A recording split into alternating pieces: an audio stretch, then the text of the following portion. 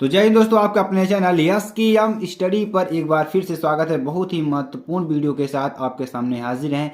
यहाँ पर देखिए हम बात क्या करने वाले अच्छी तरीके से हम आपको बताएंगे। और मेरे प्यारे बच्चों, अगर आप इस चैनल पर नए हैं, चैनल को सब्सक्राइब कर दें, लाइक कमेंट शेयर जरूर कर दें, साथ ही साथ बेल आइकन को भी दबा लें ताकि जो भी वीडियो की नोटिफिकेशन हो आपके स्क्रीन पर तुरंत ही पहुंचे। यहाँ पर देखिए, अगर आप यूपी बोर्ड 2023 की तैयारी कर रहे हैं, उसमें आप 95% पाना चाहते हैं, तो यह वीडियो आपको जरूर देखना चाहिए।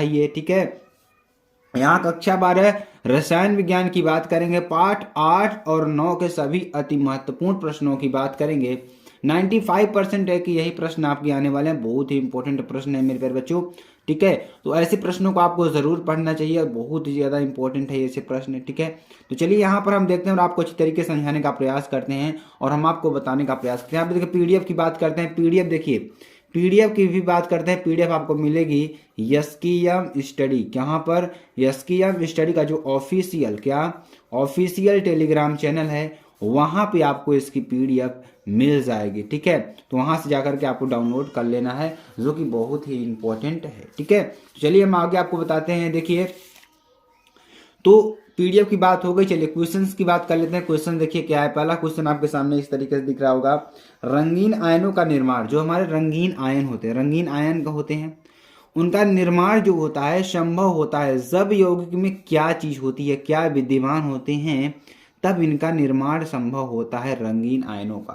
तो देखिए 4 ऑप्शन आपको दिख रहे हैं: युग्मित इलेक्ट्रॉन, अयुग्मित इलेक्ट्रॉन, अनाबंधित इलेक्ट्रॉन या नन ऑफ दी, जिसमें से कोई नहीं। तो अगर आंसर की बात करें, आंसर क्या होगा मेरे प्यारे बच्चों? आंसर हो जाएगा अयुग्मित इलेक्ट्रॉन। क्या हो जाएगा? अयुग्मित इलेक्ट्रॉन हो जाएगा। चलिए अगला क्वेश्चन देखिए। अगला क्वेश्चन बहुत इंपॉर्टेंट है भी है। निम्न तत्वों में लैंथेनाइड तत्व कौन सा है? ऐसे कौन से तत्व हैं जो लैंथेनाइड तत्व हैं? सीरियम। सीरियम क्या है? हमारा एक लैंथेनाइड तत्व है। ठीक है, क्या है? लैंथेनाइड तत्व है। ठीक है, अगला क्वेश्चन देखिए। निम्न में अनुचुंबकीय आयन कौन है? ऐसा कौन आयन है जो अनुचुंबकीय आयन है? Zn+2, Ni+2 या Cu+ या Ag+। तो यहाँ पर अगर आंसर की बात करें, आंसर क्या हो जाएगा मेरे प्यारे बच्चों? इसका आंसर निकल कर आएगा, जो हमारा अनुचुंबकीय आयन है Ni2+ है। ठीक है, क्या है? Ni2+ है। ठीक है, चलिए अगला क्वेश्चन देखिए। अगला क्वेश्चन बहुत ही इंपॉर्टेंट, बहुत ही महत्वपूर्ण है। निम्नलिखित में से कौन सा आयन उप सहसंयोजन यौगिक नहीं बनाता? ऐसा कौन सा आयन है जो उप सहसंयोजन यौगिक नहीं बनाता है? तो यहाँ पर अगर आपको हम बताना चाहें मेरे प्यारे बच्चों, तो ऐसा कौन सा आयन है हमारा जो उप सहसंयोजन यौगिक नहीं बनाता है? तो अगर यहाँ पे ऑप्शन की बात करें, 4 ऑप्शन आपको दिख रहे हैं: Na+, Cr2+, CO2+ या Cr+3। तो यहाँ पर आंसर की बात करें, आंसर क्या हो जाएगा? Na+। क्या हो जाएगा? Na+ हो जाएगा। ठीक है, चलिए अगला क्वेश्चन देखिए। अगला क्वेश्चन क्या है? अगला क्वेश्चन देखिए, उप सहसंयोजन। क्या? उप सहसंयोजन यौगिकों में ध्रुवण समावयवता को उदाहरण द्वारा समझाइए। किसके द्वारा? ध्रुवण समावयवता को उदाहरण द्वारा आपको समझाना है। आखिरकार जो हमारी ध्रुवण समावयवता होती है वह क्या होती है? ठीक है, चलिए हम आपको बताते हैं। ऐसे यौगिक, ठीक है, ऐसे यौगिक जिनके भौतिक व रासायनिक गुण, ठीक है, ऐसे यौगिक जिनके भौतिक व रासायनिक गुण क्या होते हैं? समान होते हैं, परंतु जिनका व्यवहार क्या होता है? ध्यान दीजिएगा, जिनका व्यवहार ध्रुवित प्रकाश के प्रति, किसके प्रति?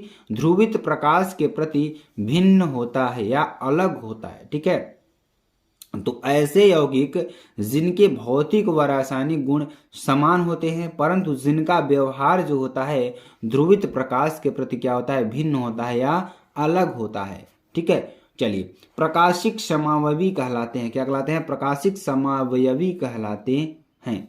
ठीक है, तथा इस घटना को प्रकाशिक समावयवता कहते हैं। समावयवी जो कि ध्रुवित प्रकाश के तल को दाईं ओर, यानी जो हमारे समावयवी होते हैं वो ध्रुवित प्रकाश का, देखिए मान लीजिए ये हमारे समावयवी हैं। ठीक है, तो इसका जो तल है एक तरीके से इसको क्या कर देते हैं? दाईं ओर, यानी घड़ी की दिशा में घुमाते हैं। दाईं ओर घुमाते हैं, घड़ी की दिशा में घुमाते हैं, इधर यानी कि इधर घुमा देते हैं। अब देखिए दक्षिण ध्रुव घुड़क या डी रूप तथा जो ध्रुवित प्रकाश के तल को दाईं ओर घुमाते हैं। ठीक है, यानी जो डी कक्षक के डी रूप के तथा जो ध्रुवित प्रकाश हैं उनको तल को बाईं ओर घुमाते हैं। ठीक है, घड़ी की दिशा के विपरीत दिशा में घुमाते हैं। बाएं या वाम ध्रुवण घूर्णक या यल रूप कहलाते हैं। क्या कहलाते हैं? यल रूप कहलाते हैं। ठीक है, आई होप आपको बहुत ज्यादा पसंद आ रहा होगा। चलिए आगे आपको बताते हैं।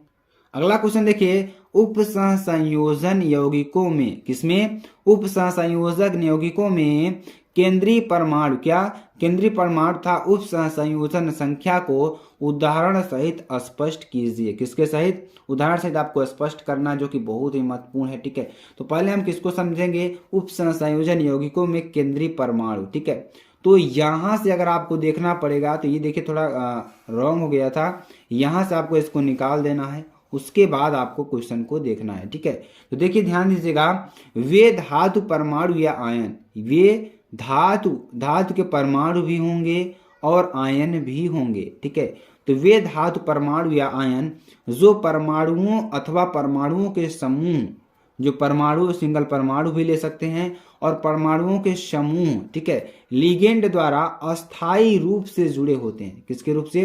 अस्थायी रूप से क्या होते हैं? जुड़े होते हैं, केंद्रीय परमाणु अथवा आयन कहलाते हैं। क्या कहलाते हैं? केंद्रीय परमाणु अथवा आयन कहलाते हैं। अगर उदाहरण के तौर पर देखें यहाँ पर, अगर तो K4FeCN होल पावर 6 में Fe2 प्लस के केंद्रीय परमाणु है। क्या है? Fe+2 के केंद्रीय परमाणु है। ठीक है, तो ये Fe2 प्लस क्या है? केंद्रीय परमाणु है एक तरीके। ठीक है, तो चलिए अगला क्वेश्चन देखिए, बहुत ही important, very very most important प्रश्न आपके लिए। अगला क्वेश्चन क्या है? अगला क्वेश्चन नहीं है, इसी क्वेश्चन का है अगला पार्ट। क्या है? उप सहसंयोजन यौगिकों में सहसंयोजन संख्या, जो सहसंयोजन संख्या होती है वह क्या होती है? जो उप सहसंयोजन यौगिक होते हैं उनमें उप सहसंयोजन संख्या जो है वह क्या होती है?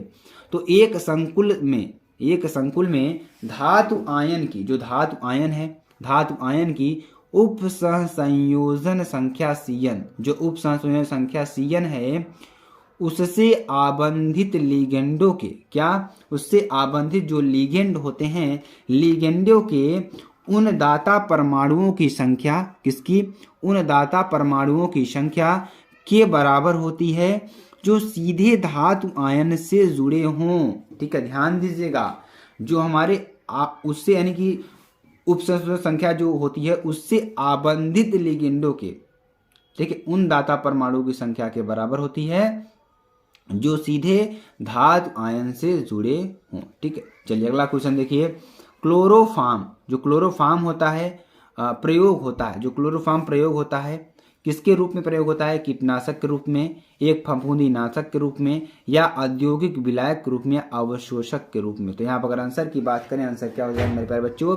औद्योगिक विलायक के रूप में। किसके रूप में? औद्योगिक विलायक के रूप में इसका उपयोग होता है, बहुत ज्यादा होता है। ठीक है, चलिए अगला क्वेश्चन देखिए।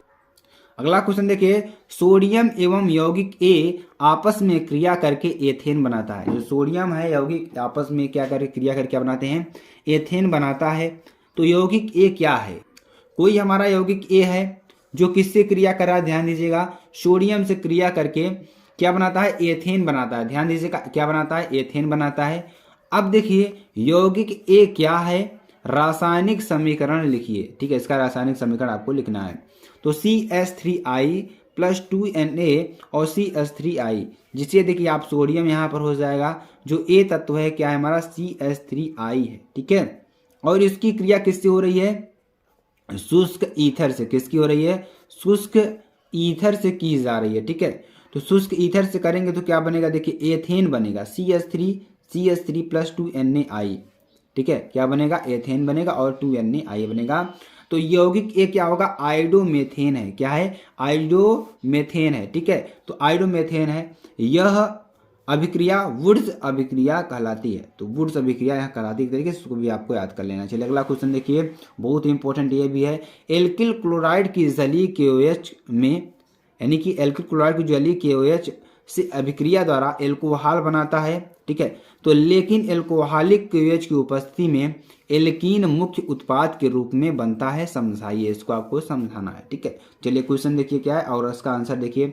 जलीय विलयन में KOH लगभग पूर्ण आयनित होकर, जो KOH है पूर्ण आयनित होकर OH आयन देता है, जो प्रबल नाभिक रागी होने के कारण एल्किल हैलाइडों पर प्रतिस्थापन अभिक्रिया करके एल्कोहल बनाते हैं। ध्यान दीजिएगा, जो प्रबल क्या होते हैं, नाभिक रागी होने के कारण एल्किल हैलाइडों पर प्रतिस्थापन अभिक्रिया करके एल्कोहल बनाते हैं। तो जलीय विलयन में OH आयन उच्च जलयोजित होते हैं। इससे OH आयनों का क्षारीय गुण जो होता है घट जाता है, जिससे ये एल्किल हैलाइड बीटा कार्बन से हाइड्रोजन परमाणु पृथक्कृत करने में असफल हो जाते हैं तथा एल्कीन नहीं बना पाते हैं। ठीक है, एल्कीन नहीं बना पाते हैं। चलिए आगे आपको बताते हैं। दूसरी ओर KOH के एल्कोहली विलयन में एल्काक्साइड यानी कि RO- आयन होते हैं, जो OH आयन के प्रबल क्षार होने के कारण सफलतापूर्वक एल्किल क्लोराइड से HCl अणु का विलोपन करके एल्कीन बना लेते हैं। क्या बना लेते हैं? एल्कीन बना लेते हैं। ठीक है, चलिए अगला क्वेश्चन देखिए, बहुत ही इंपॉर्टेंट ये भी है। उभयदंती नाभिक रागी क्या है? जो उभयदंती नाभिक रागी है वह क्या है, एक उदाहरण द्वारा आपको समझाना है। ठीक है, तो वे नाभिक रागी जो दो विभिन्न नाभिक रागी स्थलों से अभिक्रिया कर सकते हैं उभयदंती नाभिक रागी कहलाते हैं। ठीक है, चलिए अगला क्वेश्चन देखिए। C5H12 अणुसूत्र वाले, जो C5H12 अणुसूत्र वाले समावयवी एल्कीनों में से उसको पहचानिए जो प्रकाश रासायनिक क्लोरीनीकरण पर देता है। ठीक है, तो केवल एक मोनोक्लोराइड, क्या केवल एक मोनोक्लोराइड CH3 ठीक है, ये आपका हो जाएगा, 4 कार्बन इससे जुड़े होंगे आपके। ठीक है, तो ये आपका हो जाएगा नियोपेंटेन। क्या है? नियोपेंटेन है। तो नियोपेंटेन के सभी H परमाणु तुल्य हैं, अतएव किसी भी H परमाणु के प्रतिस्थापन के समान उत्पाद प्राप्त होता है। आई होप मेरे प्यारे बच्चों यह वीडियो आपको बहुत ज़्यादा पसंद आई होगी। अगर वीडियो पसंद आती है आप चैनल को लाइक, शेयर, कमेंट, सब्सक्राइब जरूर कर सकते हैं। तो इसमें फिर मिलते हैं इसी तरीके से मज़ेदार वीडियो के साथ। तब तक के लिए